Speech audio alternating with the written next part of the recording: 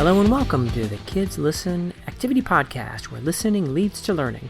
This is a show from your friends at Kids Listen, a group of awesome podcasts for kids. Each week, we're bringing you a different podcast and an activity based on the episode to listen, learn, and have some fun. I'm S.G. Wilson, host of the podcast This Week in the Multiverse. It's a show of skits and stories about alternate Earths. It's geared toward kids old enough to read middle grade fiction, which is typically 8 to 12, but there's some wiggle room before 8 and after 12, depending on the listener. Spring has sprung, and who knows, for some of you, camping may be in the offing.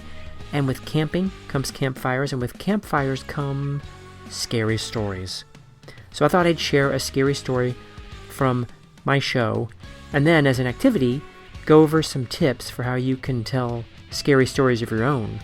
But first step, here's what may be the scariest story ever told on This Week in the Multiverse. It's called Scary Monkeys with Clown Faces.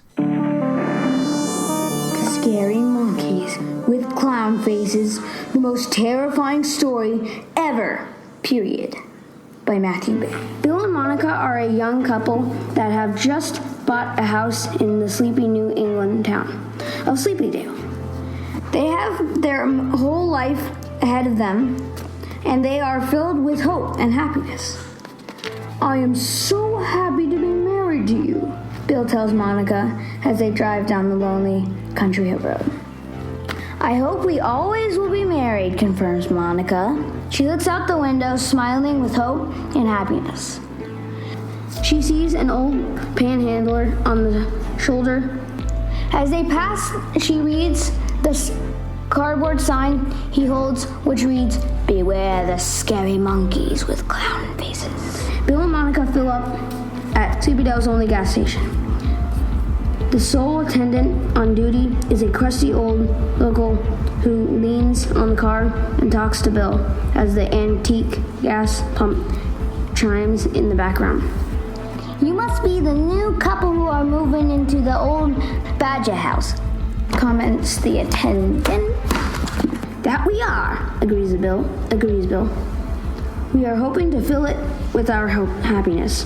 "There's an interesting story about that old Badger house," says the attendant as he wrings his greasy rag. "Something to do with scary monkeys with clown faces."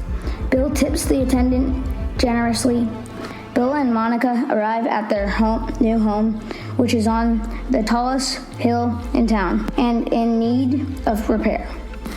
As they unload the car, the old gardener approaches them. He is noticeably mutated. "Welcome to the old Badger house," says the mutated old gardener. "Thank you," bubbles Monica. "We hope to be very happy here." The old gardener waggles his mutation at them. "There's an old Indian legend about this spot. They say it is an ancient burial ground for scary monkeys with clown faces." Bill promises to employ the mutated man in the garden. Bill and Monica enter their house and lock the door behind them. As they swell with hope and happiness, they struggle out of their human skins to emerge as scary monkeys with clown faces.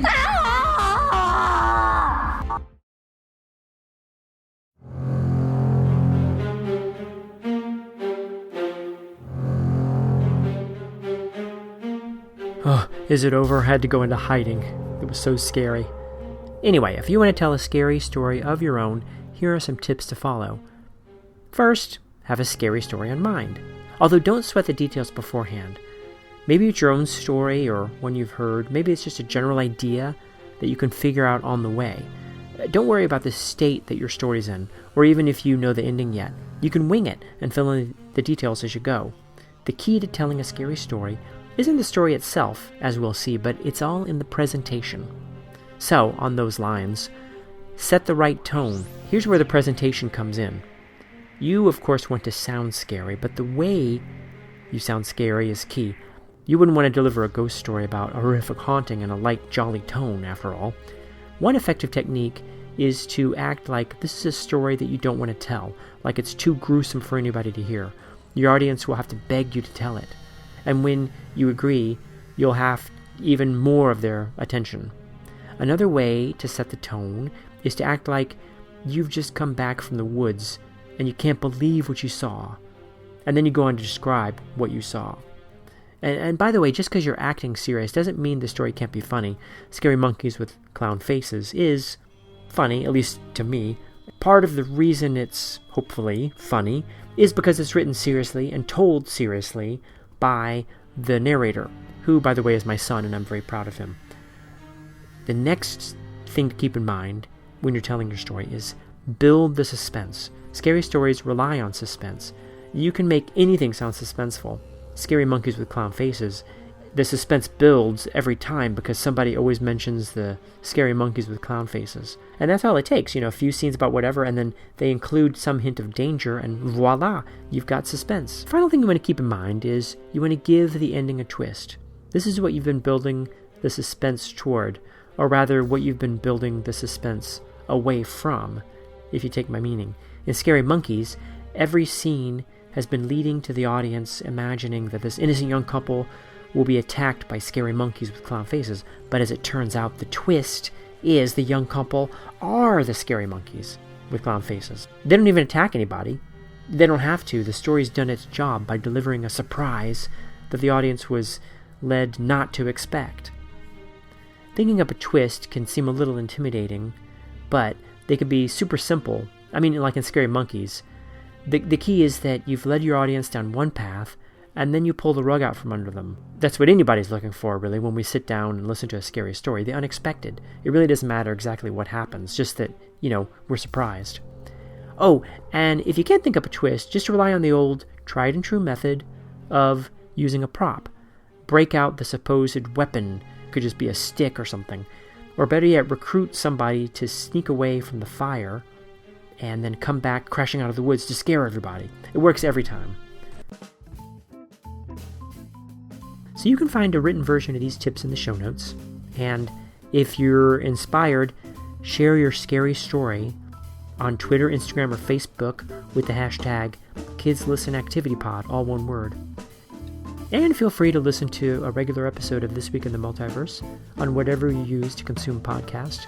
You can also check out my book if you like, Me vs. the Multiverse, Pleased to Meet Me, and its sequel coming out in August, Me vs. the Multiverse, Enough About Me. I have more info about it and some activities about making alternate Earths and other stuff at sgwilson.net. Anyway, this podcast is brought to you by Kids Listen, an organization that advocates for high-quality children's podcasts. Kids Listen is a group of podcast creators who work independently, but have come together to support each other and our audiences. You can find This Week in the Multiverse and close to 100 more on the Kids Listen app, a podcast app just for kids podcast. Download it on the Apple Store or Google Play, or just go to app.kidslisten.org. If you're interested in finding out more about Kids Listen or how to join with your own podcast, go to kidslisten.org. We'll be back next time with more Kids Listen podcasts sharing more activities, so be on the lookout.